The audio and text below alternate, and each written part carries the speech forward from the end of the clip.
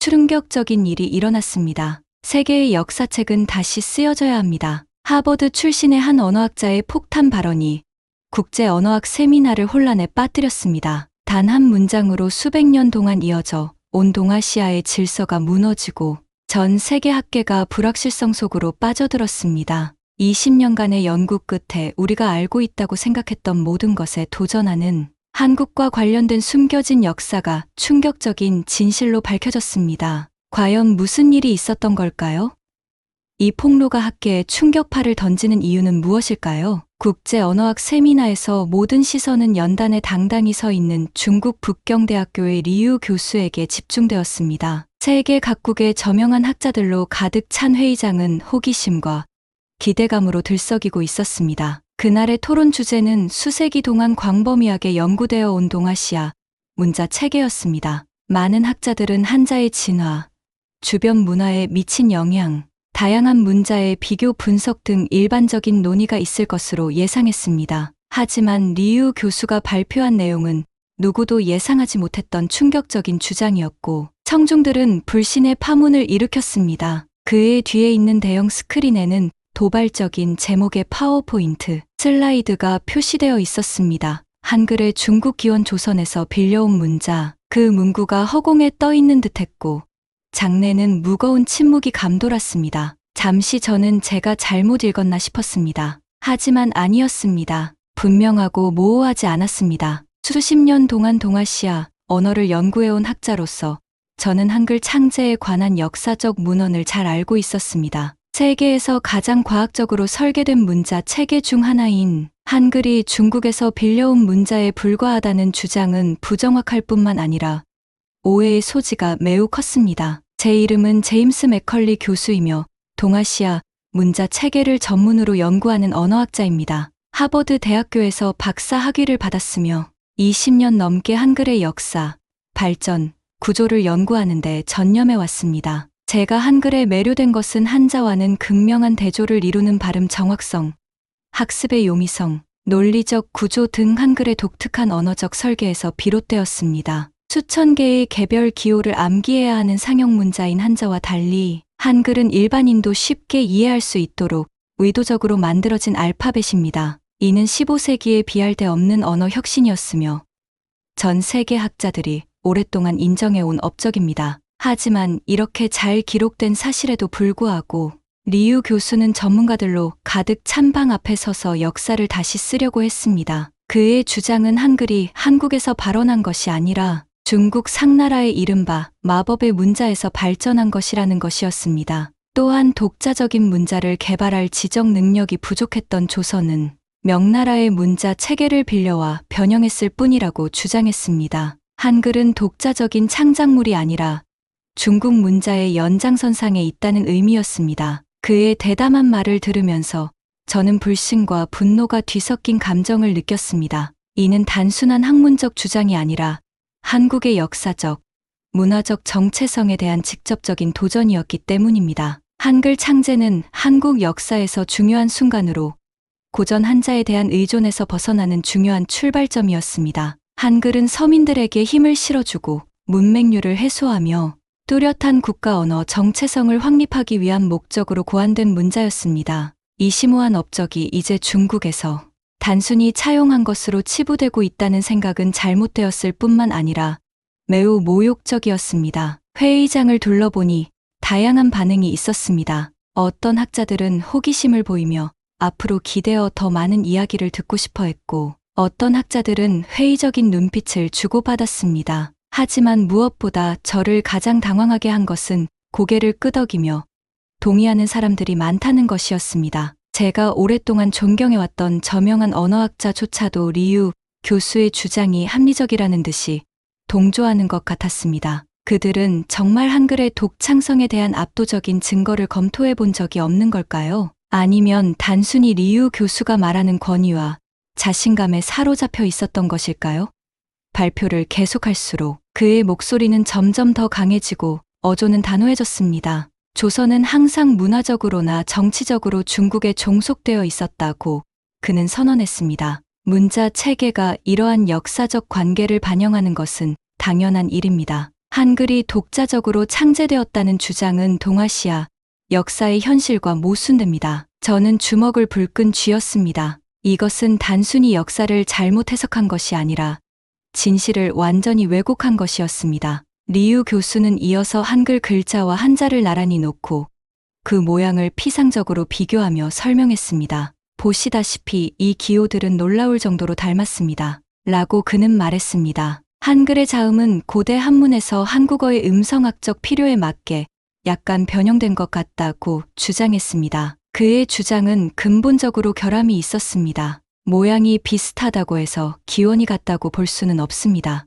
이 논리에 따르면 특정 문자의 시각적 구조가 비슷하다는 이유만으로 라틴 알파벳이 이집트 상형 문자에서 파생되었다고 주장할 수 있습니다. 진정한 언어의 진화는 단순한 모양이 아니라 음성학적 원리, 체계적 구조, 역사적 맥락에 기반한 것이었습니다. 이 시점에서 저는 더 이상 조용히 앉아 있을 수 없었습니다. 그의 모든 주장을 반박하는 반론과 역사적 기록, 언어학적 증거가 머릿속을 맴돌았습니다. 저는 수년간 훈민정음 해례본과 세종실록, 그리고 한글이 한자와 어떻게 구별되도록 설계되었는지 자세히 설명하는 수많은 언어학적 분석 자료를 연구했습니다. 성대의 모양을 본떠 자음을 만든 방법 등 한글 창제의 원리도 잘 기록되어 있습니다. 한글의 창제 목적은 한자의 복잡함에서 벗어나기 위한 것이지 한자를 차용하기 위한 것이 아니었습니다. 그런데도 저는 눈앞에서 거짓 서사가 만들어지는 것을 지켜보고 있었습니다.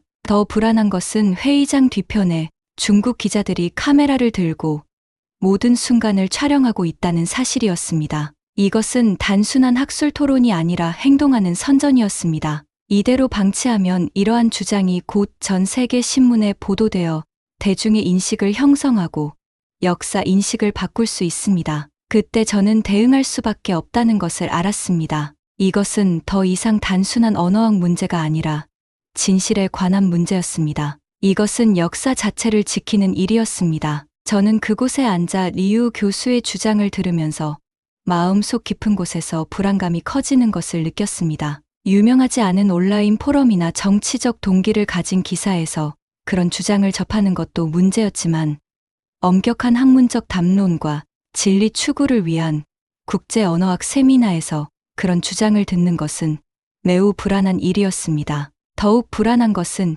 청중들의 반응이었습니다. 저는 방 안을 훑으며 모인 학자들의 표정을 관찰했습니다. 그들 중 많은 사람들, 특히 중국에서 온 사람들은 고개를 끄덕이며 동의했고 그들의 얼굴에는 회의적인 표정보다는 찬성하는 표정이 역력했습니다. 하지만 제가 진정으로 걱정했던 것은 제가 항상 객관성을 신뢰했던 언어학자, 역사학자, 학자 등 서양 학자들의 반응이었습니다. 그들도 리 교수의 말을 놀라울 정도로 진지하게 받아들이는 것 같았습니다. 일부는 메모를 하고 일부는 서로 속삭이고 일부는 심오한 계시를 접한 듯 고개를 끄덕이기도 했습니다. 어떻게 이런 일이 일어날 수 있을까요?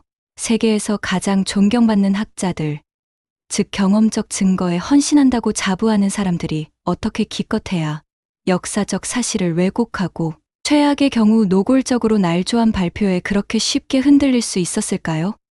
이 교수의 목소리는 확고하고 자신감 넘쳤으며 흔들림이 없었습니다. 그의 발표는 흠잡을 데가 없었습니다. 그는 추측이나 새로운 이론을 제시하는 것이 아니라 부인할 수 없는 진실, 즉 수세기 동안 묻히고 무시되어 왔던 진실을 밝히는 것처럼 말했습니다. 그는 파워포인트의 다음 슬라이드를 클릭하며 앞서 말씀드렸듯이 한글은 조선이 독자적으로 만든 것이 아닙니다. 오히려 명나라 학자들과 조선 왕실 간의 깊은 협력의 결과물이었다. 역사 기록에 따르면 세종대왕은 뛰어난 총명함에도 불구하고 완전히 새로운 문자 체계를 독자적으로 개발하는데 필요한 전문 지식이 부족했습니다. 그래서 그는 중국 학자들의 도움을 구했고 그들은 한글 창제에 필요한 기초 지식을 제공했습니다. 저는 주먹을 불끈 쥐었습니다. 이것은 명백한 거짓이었습니다. 이 주장을 뒷받침하는 역사적 기록은 존재하지 않았습니다.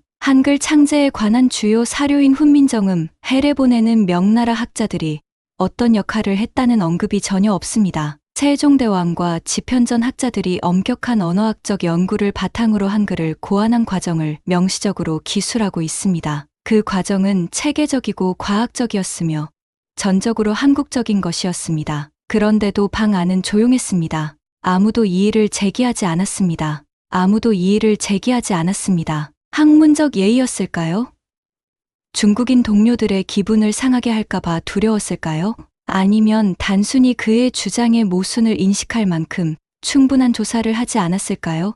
리 교수는 계속해서 북경대학교의 연구자들이 최근에 발견했다고 주장하는 이른바 고대 중국 사본을 소개했습니다. 그에 따르면 조선문지 창제지도라는 제목의 이 문서에는 명나라에서 조선으로 보낸 한글 창제 지침이 상세히 적혀 있었다고 합니다. 나는 눈살을 찌푸렸다. 이런 문서에 대해 들어본 적이 없었거든요. 지난 20년 동안 한글을 연구하는데 전념해 온 저로서는 참으로 놀라운 일이었습니다. 그런 중요한 사본이 정말로 존재했다면 수많은 학술 논문에서 인용되고 역사 연구에 참고되었을 것입니다. 이것은 적신호였습니다. 하지만 제 즉각적인 의심에도 불구하고 청중석에 있던 몇몇 학자들은 마치 심오한 역사적 진실이 막 밝혀진 것처럼 숨을 헐떡이며 반응했습니다. 저는 그들의 생각을 거의 들을 수 있었습니다. 이런 문서가 존재한다면 한글이 정말 중국에서 유래한 것이 아닐까 라는 생각이 들었습니다. 리 교수는 그런 반응을 눈치채고 살짝 미소를 지었습니다. 그는 자신이 무엇을 하고 있는지 정확히 알고 있었습니다. 물론 한국의 역사학자들은 민족주의적 서술과 모순된다는 이유로 오랫동안 이 증거를 무시해왔습니다. 하지만 진정한 학자라면 정치적 편견을 뛰어넘어 역사적 사실을 객관적으로 바라봐야 합니다. 이 문서는 한글이 고립된 발명품이 아니라 긴밀한 한중 협력의 산물이라는 것을 증명합니다. 이것은 더 이상 단순한 역사 왜곡이 아니라 가장 순수한 형태의 프로파간다였습니다. 저는 방 뒤편으로 시선을 돌렸고 그곳에는 여러 명의 중국 기자들이 카메라를 들고 앉아 있었습니다. 그들은 이 세미나의 모든 순간을 기록하면서 사진을 찍고 있었습니다. 내일이면 중국 전역의 헤드라인이 다음과 같이 장식될 것이라는 데는 의심의 여지가 없었습니다. 하버드 교수, 한글의 중국 기원 인정. 그 생각에 속이 울렁거렸습니다. 저는 행동해야 했습니다. 이런 주장이 들불처럼 번지기 전에 즉시 반박해야 했습니다. 하지만 어떻게 그냥 일어나서 그건 틀렸어요 라고 외칠 수는 없었습니다. 과학적이고 체계적이며 설득력 있게 반박해야 했습니다. 확실한 증거와 검증 가능한 출처, 명확한 논리로 그가 가한 피해를 되돌릴 수 있어야 했습니다. 저는 재빨리 노트북을 열어 제 연구 자료를 꺼냈습니다. 수년간의 연구 덕분에 훈민정음 해례본, 세종실록, 한글의 독창성을 결정적으로 입증하는 수많은 언어학적 분석 자료 등 압도적인 양의 1차 자료를 접할 수 있었죠. 시계를 흘깃 쳐다보았습니다. 휴식 시간이 몇 분 남지 않았습니다. 세미나가 재개되면 재개 발표 기회가 주어질 것입니다. 기록을 바로잡을 수 있는 기회였습니다. 이것은 더 이상 단순한 학문적 논쟁이 아니었습니다.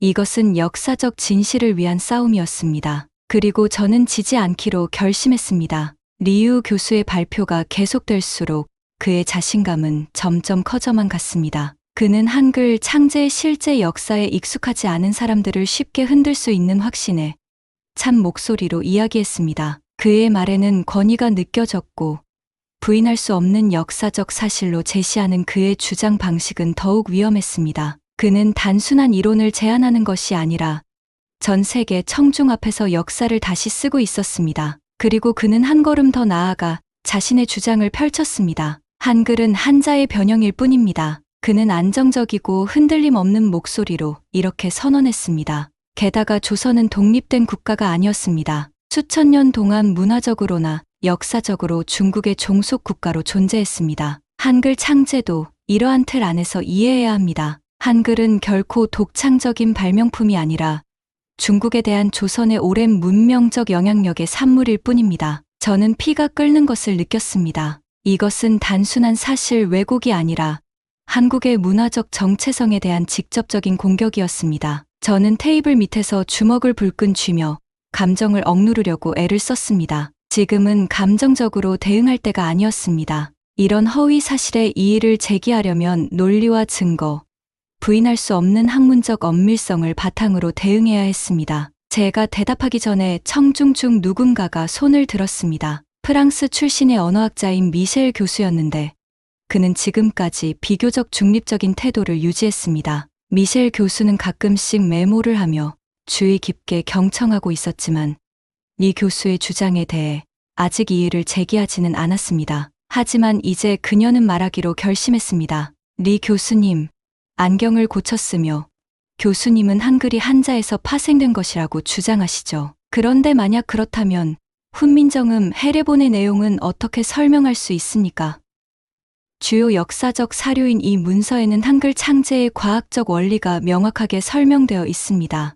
음성학적 원리와 인간 발성 기관의 모양을 바탕으로 문자를 설계한 과정이 상세히 설명되어 있습니다. 한글이 단순히 중국 문자의 연장선에 불과하다면 왜 이 문서에는 중국의 영향에 대한 언급이 없나요? 저는 숨을 죽였습니다. 훌륭한 질문이었습니다. 리 교수는 처음으로 머뭇거렸습니다. 잘난 척하던 자신감이 살짝 흔들렸지만 이내 마음을 가다듬고 대답했습니다. 그것은 단지 정치적 전략이었을 뿐입니다. 그는 아는 듯 미소를 지으며 말했습니다. 당시 조선은 중국으로부터 독립을 주장하기 위해 필사적인 나라였습니다. 자신들의 문자 체계가 외래의 영향을 받았다는 사실을 공개적으로 인정하는 것은 정치적으로 상상할 수 없는 일이었죠. 훈민정음 해례본은 한글 창제에서 중국 학자들의 역할을 지우기 위해 의도적으로 쓰여졌습니다. 그래서 훈민정음 해례본에는 중국의 개입에 대한 언급이 전혀 없습니다. 저는 그 황당한 답변에 소리내어 웃을 뻔했습니다. 자신이 구축하고자 하는 이야기에 맞지 않는다는 이유로 구체적인 증거를 무시하는 전형적인 역사 수정주의의 모습이었죠. 저는 다른 학자들의 반응이 궁금해서 회의실 안에 다른 학자들을 바라보았습니다. 회의장 뒤쪽의 한국 학자들은 분노를 거의 참지 못한 채 얼굴에 긴장된 표정을 짓고 있었습니다. 그러나 많은 서양 학자들은 아직 결정을 내리지 못한 상태였습니다. 그들은 주의 깊게 경청하며 정보를 처리하고 있었지만 몇몇은 여전히 어느 쪽을 믿어야 할지 확신이 서지 않는 듯했습니다. 리 교수는 자신의 주장이 일부 청중에게 설득력을 얻었음을 감지하고 계속해서 말을 이어갔습니다. 사실 조선의 중국 의존도는 언어학을 훨씬 뛰어넘었습니다. 조선의 학자들이 정기적으로 명나라에 가서 중국의 지식을 공부하고 가져온 것은 잘 알려져 있습니다. 문학과 통치, 철학에서 중국에 크게 의존했던 나라가 한글처럼 복잡한 문자를 독자적으로 개발할 수 있었다는 것은 터무니없는 주장입니다. 현실은 조선이 혼자서 한글을 만든 것이 아니라 명나라 학자들의 뛰어난 지혜에 의해 만들어졌다는 것입니다. 저는 충분히 들었습니다. 저는 더 이상 이런 왜곡을 그대로 두고 볼 수 없었습니다. 저는 재빨리 생각을 정리하고 제가 제시해야 할 핵심 증거를 정신적으로 검토했습니다. 단순한 부정만으로는 충분하지 않다는 것을 알았기 때문에 한글이 독자적인 창작물이라는 것을 의심할 여지 없이 증명해야 했습니다. 어깨가 무거워지는 것을 느낄 수 있었습니다. 이것은 단순한 논쟁이 아니었습니다. 역사적 진실이 걸린 문제였죠. 한국의 문맹 퇴치와 교육의 혁명을 일으킨 한글의 유산이 정치적 수정주의에 의해 훼손되지 않도록 해야 했습니다. 연설을 준비하던 중 저는 속이 뒤집어지는 것을 보았습니다. 세미나장 뒤편에서 여러 명의 중국 기자들이 발표 내용을 메모하고 녹음하고 있었습니다. 저는 갑자기 이 논쟁의 진정한 의미를 깨달았습니다. 이것은 단순한 학술적 토론이 아니라 중국 학계와 언론계의 조직적인 홍보 작전이었다는 것을요. 이대로 방치하면 이 잘못된 이야기가 국제적인 헤드라인에 오르내리며 한글의 기원에 대한 세계인의 이해를 왜곡할 수 있습니다. 저는 제가 말하는 순간 제 말이 역사적 정확성을 위한 이 거대한 싸움의 일부가 될 수 있다는 것을 알았습니다. 저는 심호흡을 했습니다. 이제 반격할 때였습니다. 휴식 시간 동안 세미나장의 긴장감은 언제 터질지 모르는 폭풍우처럼 공중에 짙게 드리워져 있었습니다. 학자들이 삼삼오오 모여 리 교수의 발표에 대해 열띤 토론을 벌였습니다. 어떤 이들은 사색에 잠긴 표정으로 귓속말을 속삭였고 어떤 이들은 보다 공개적으로 토론을 벌이며 생동감 있는 몸짓으로 서로의 의견을 주고받았습니다. 저는 잠시 자리에 앉아 그 장면을 지켜보았습니다. 책임감의 무게가 제 어깨에 내려앉는 것을 느낄 수 있었습니다. 이것은 단순한 학문적 논쟁을 넘어 역사적 진실을 둘러싼 싸움이었습니다. 오늘 나온 주장에 따라 한글을 둘러싼 전 세계의 이야기가 달라질 수도 있습니다. 저는 회의장을 둘러보면서 세 개의 뚜렷한 그룹이 형성되어 있는 것을 발견했습니다. 첫 번째 그룹은 중국 학자들과 그들의 지지자들로 구성되었는데 이들은 지금까지의 토론에 상당히 만족하는 듯했습니다. 그들 중 다수는 이미 논쟁에서 이겼다는 듯이 미소를 지으며 서로 수다를 떨고 고개를 끄덕이고 있었습니다. 그들의 자신감은 불안했지만 저는 그것이 역사적 증거보다는 신중하게 만들어진 이야기라는 취약한 토대 위에 세워진 것임을 알 수 있었습니다. 두 번째 그룹은 한국 학자들로 구성되었는데 이들은 대부분 리 교수의 발표가 진행되는 동안 섬뜩할 정도로 침묵을 지켰습니다. 그들의 눈에서 좌절과 분노를 읽을 수 있었지만 아직 입을 열지 않았습니다. 아마도 그들은 직업적 파장이 두려워서였을 수도 있고 아니면 적절한 순간을 기다리고 있었을 수도 있습니다. 어느 쪽이든 그들의 침묵은 리 교수의 왜곡을 너무 오랫동안 방치하는 결과를 낳았습니다. 세 번째 그룹이자 제가 가장 우려했던 그룹은 서양 학자들로 구성된 그룹이었습니다. 이들은 이 논쟁에 개인적 또는 국가적 이해관계가 없는 사람들이었습니다. 이들에게 이것은 단지 분석하고 토론해야 할 또 다른 학문적 토론이자 역사적 논쟁에 불과했습니다. 저는 그들 중 많은 사람들이 노트를 넘기는 것을 볼 수 있었고 일부는 신중하게 고개를 끄덕이는 반면 다른 일부는 확신하지 못하는 것처럼 보였습니다. 바로 이 그룹이 제가 도달해야 할 대상이었죠. 제가 분명하고 부인할 수 없는 증거를 제시할 수 있다면 토론의 흐름을 바꿀 수 있었습니다. 한글이 한자에서 파생된 것이 아니라 완전히 새롭고 과학적으로 고안된 문자 체계라는 한글 창제의 실체를 확실히 이해시켜야 했습니다. 결심을 굳힌 저는 노트북을 꺼내 연구 파일을 빠르게 스캔했습니다. 수년간의 연구, 수천 페이지에 달하는 역사적 기록, 언어학적 분석, 고고학적 발견 등 모든 것이 피할 수 없는 동일한 결론을 가리키고 있었습니다. 한글은 기존의 문자를 차용한 것이 아니라 세종대왕과 학자들이 정밀한 과학적, 음성학적 방법론에 따라 개발한 독창적인 발명품이라는 것입니다. 자료를 검토하던 중 주변에 있던 서양 학자들의 대화 내용을 엿듣게 되었습니다. 리 교수님의 주장은 일리가 있지 않나요? 중국의 문화적 우위를 고려할 때 조선이 중국의 언어 원리를 차용한 것은 그럴듯해 보입니다. 그런데 훈민정음 해례보는 어떻습니까? 거기에는 한글의 창제 원리가 명시적으로 나와 있다고 읽었는데요. 네. 하지만 리 교수님은 그게 정치적 은폐라고 하셨어요. 명나라의 개입을 주장하는 고대 중국 문서가 있다면 적어도 고려해야 하지 않을까요? 그게 문제였습니다. 그게 문제였습니다. 리 교수는 한글 창제에 중국의 개입을 입증하는 이른바 최근 발견된 명나라 황실 기록이라는 지금까지 한 번도 본 적 없는 문서를 소개했습니다. 새롭고 신비로운 자료였기 때문에 일부 학자들은 회의적인 반응보다는 호기심을 보였습니다. 저는 이 거짓 이야기가 뿌리를 내리기 전에 무너뜨려야 했습니다. 저는 시계를 쳐다보았습니다. 방학이 거의 끝나가고 있었습니다. 몇 분 후면 세미나가 재개될 예정이었습니다. 저는 심호흡을 하고 마음의 준비를 했습니다. 부인할 수 없는 역사적 사실과 언어학적 분석을 통해 이 교수의 주장에 이의를 제기하는 것이 아니라 하나하나 해체해 나갈 생각이었죠. 학자들이 자리로 돌아오자 기대에 찬 웅성거림이 들렸습니다. 많은 사람들이 이 토론이 어떻게 전개될지 궁금해했습니다. 리 교수는 이미 연단에 앉아 자신감을 내뿜고 있었습니다. 그는 신중하게 구성한 이야기를 계속해서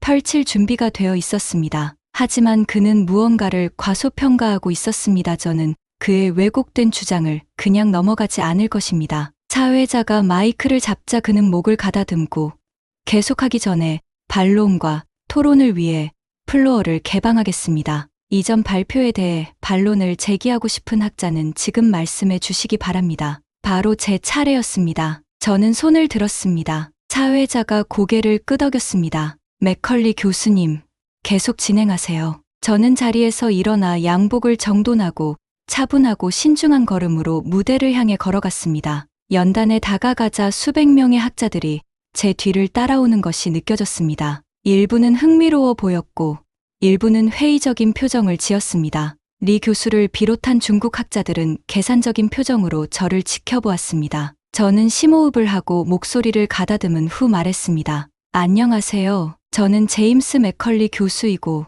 20년 넘게 동아시아 문자 체계, 특히 한글 창제에 대해 연구해 왔습니다. 청중석에서 웅성거림이 흘러나왔다. 저는 계속해서 한 가지 분명하게 말씀드리고 싶습니다.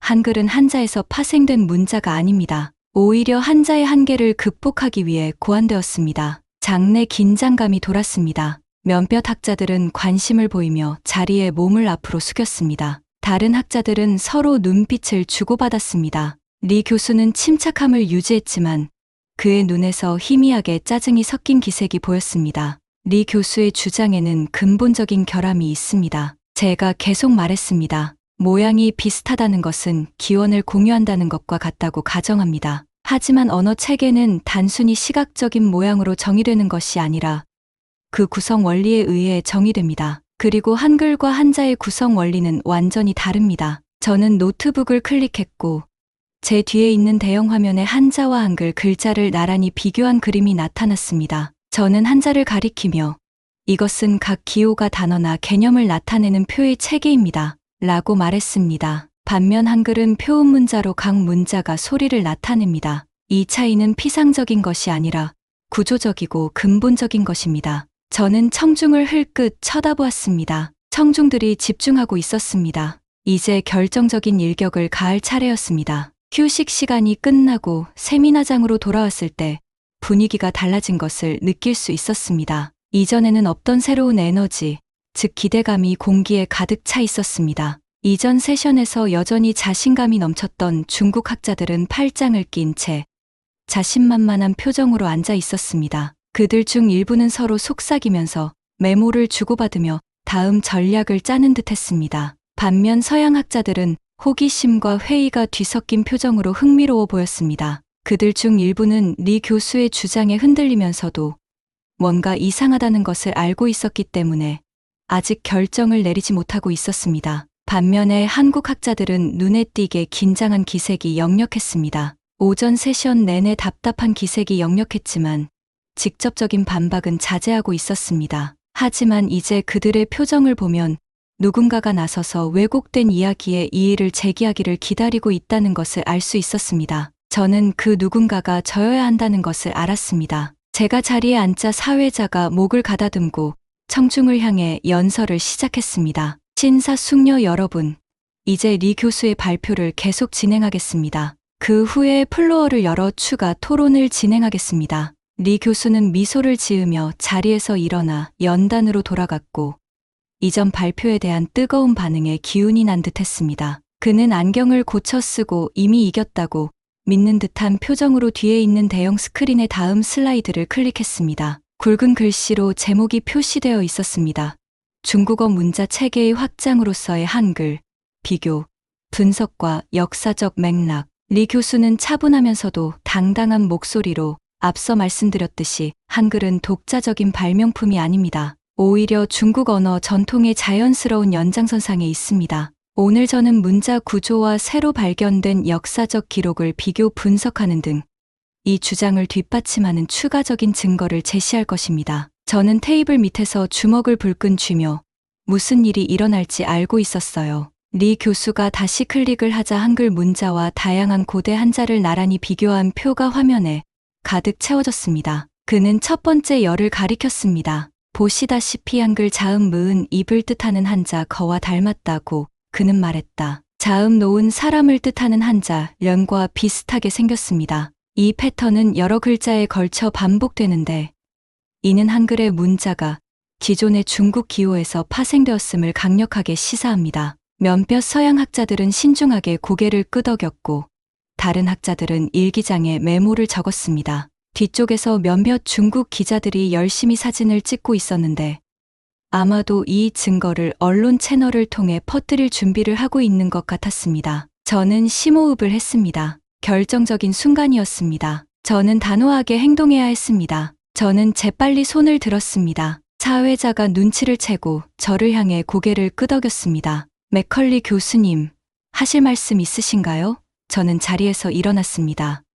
네, 저는 안정적이면서도 단호한 목소리로 말했습니다. 리 교수의 주장의 근본적인 결함에 대해 말씀드리고 싶습니다. 모든 시선이 저를 향했습니다. 저는 연단으로 걸어가 노트북을 스탠드에 올려놓고 클릭을 해서 화면에 새 슬라이드를 띄웠습니다. 리 교수의 주장은 한글과 한자의 시각적 유사성에 근거하고 있습니다. 하지만 모양이 비슷하다고 해서 언어적 파생이 증명되는 것은 아닙니다. 저는 다음 슬라이드를 클릭했고 전 세계의 여러 알파벳이 표시된 슬라이드를 클릭했습니다. 이 글자들을 보세요. 제가 라틴 알파벳, 그리스 문자, 이집트 상형 문자를 가리키며 말했습니다. 여러 문명에는 비슷해 보이지만 완전히 다른 기원을 가진 상징이 많이 있습니다. 언어의 진화는 시각적 유사성뿐만 아니라 기능, 음성 원리, 시스템 설계에 의해 결정됩니다. 저는 그 말을 잠시 생각한 후 계속 이어나갔습니다. 자,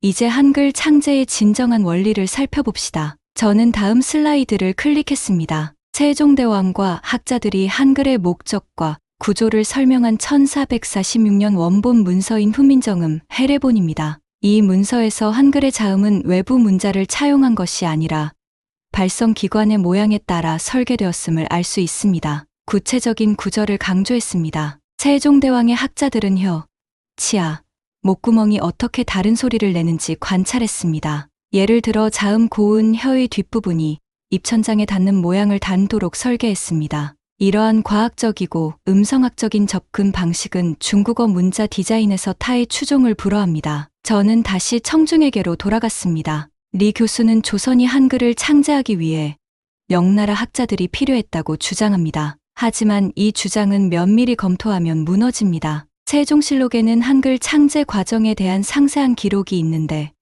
외국의 개입에 대한 언급이 전혀 없습니다. 만약 중국 학자들이 역할을 했다면 왜 한국이나 중국 기록에 이를 뒷받침하는 역사적 언급이 하나도 없습니까? 회의실은 조용해졌습니다. 처음으로 몇몇 서양 학자들이 저를 향한 것이 아니라 리 교수를 향해 회의적인 눈빛을 주고받는 것을 보았습니다. 처음에는 중국 측 주장에 확신을 가진 듯 보였던 미셸 교수도 이제는 생각에 잠겨 이마를 찡그리고 있었다. 리 교수는 불편한 표정을 지었다. 나는 앞으로 나아갔다. 마지막으로 조선이 중국 학자들의 지도를 받았다고 주장하는 이른바 최근 발견된 명나라 문건에 대해 말씀해 보겠습니다. 저는 다음 슬라이드를 클릭했고 여러 개의 검증된 역사 문헌이 표시되었습니다.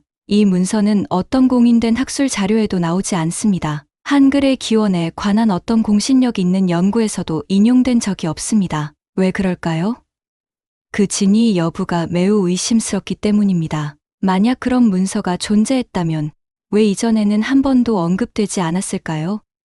한국과의 정치적 의제를 편리하게 뒷받침하는 발견되지 않은 문서가 갑자기 등장한 것은 학계에 심각한 적신호를 불러일으켜야 합니다. 청중석에 웅성거림이 퍼졌습니다. 저는 리 교수를 직접 마주했습니다. 학문적 진실성은 모호한 가능성이나 역사적 사실로 위장한 민족주의적 서술이 아니라 검증 가능한 출처에 의존할 것을 요구합니다. 한글은 외부의 영향 없이 독자적으로 창제되었다는 증거가 압도적으로 많습니다. 침묵, 그리고 박수. 몇몇 한국 학자들이 먼저 박수를 쳤고 이어서 여러 서양 언어학자들이 박수를 쳤습니다. 미셸 교수도 고개를 끄덕이며 동의했습니다. 리 교수의 자신감 넘치는 표정에 금이 갔다. 그날 처음으로 그는 즉각적인 반응을 보이지 않았습니다. 저는 제 할 일을 다했다는 생각에 연단에서 물러났습니다. 이것은 단순한 학문적 논쟁이 아니라 역사적 진실을 위한 싸움이었습니다. 그리고 오늘 진실이 승리했습니다.